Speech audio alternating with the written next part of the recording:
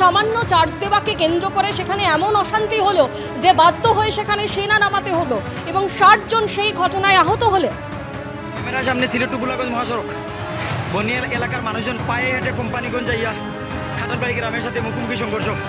আল্লাহ ইটা আল্লাহ আল্লাহ আল্লাহ আল্লাহ।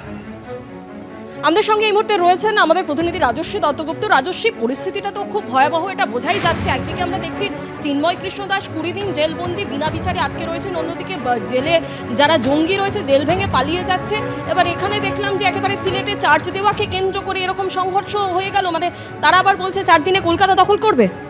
দেখো, সার্বিকভাবে বাংলাদেশের তরফে যেগুলো বলা হচ্ছে, বিভিন্ন রাজনৈতিক দল, বিভিন্ন গণসংগঠন, এদের তরফে যেগুলো বলা হচ্ছে সেগুলো যে আদতে অন্তঃসার শূন্য, সেটা আজকে সিলেটের ছবি, বাস্তব ছবিটা দেখিয়ে দিয়েছে।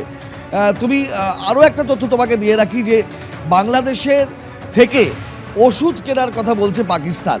আজকে ঢাকায় নিযুক্ত পাক হাই কমিশনার বাংলাদেশের শিশু ও পরিবার কল্যাণ দপ্তরে গিয়ে বাংলাদেশে যিনি স্বাস্থ্য উপদেষ্টা রয়েছেন তার সঙ্গে বৈঠক করেছেন 1 ঘন্টা, এবং ভারত মানে বাংলাদেশের ওষুধ শিল্পে অবস্থান খুব ভালো, তাই পাকিস্তান বাংলাদেশের থেকে ওষুধ আমদানি করবে। তুমি ভাবো কোন বাংলাদেশ, যে বাংলাদেশকে কোভিডের সময় এই ভারতবর্ষ ভ্যাকসিন থেকে জীবনদায়ী ওষুধ অনবরত পাঠিয়েছে, সাহায্য করেছে যে এই কোভিডের মতন একটা মারক রোগের মোকাবিলা করতে। কোন বাংলাদেশ যে বাংলাদেশের প্রত্যেক দিন হাজার হাজার মানুষ চিকিৎসার জন্য এই পশ্চিমবঙ্গে আসে, এই কলকাতার EM বাইপাস সংলগ্ন প্রত্যেক হাসপাতালে বাংলাদেশি পেশেন্টরা বাংলাদেশের থেকে রোগ নিয়ে আসেন, কারণ সেখানে চিকিৎসা পরিষেবা নেই, চিকিৎসকদের বারন্ত, তারা এখানে চিকিৎসা করাতে আসেন।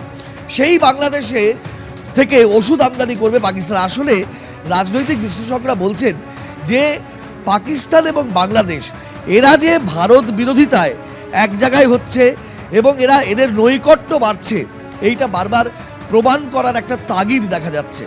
এই জন্য এইভাবে বার্তা দেওয়া হচ্ছে, কিন্তু ভারতবর্ষকে এই বার্তা দিয়ে কোনো লাভ নেই।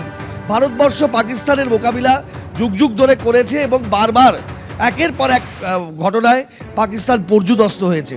বাংলাদেশকে ভারতবর্ষ স্বাধীন করেছে পাকিস্তানের কবল থেকে।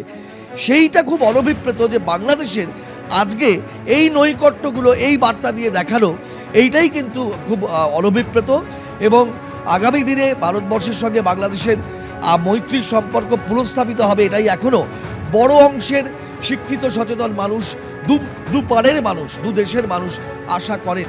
সেইটা বাংলাদেশ সরকারের ভূমিকার উপর নির্ভর করছে, এবং আগামী দিনে সেই ভূমিকাটা কোন দিকে যায় সেদিকে সকলের নজর রয়েছে।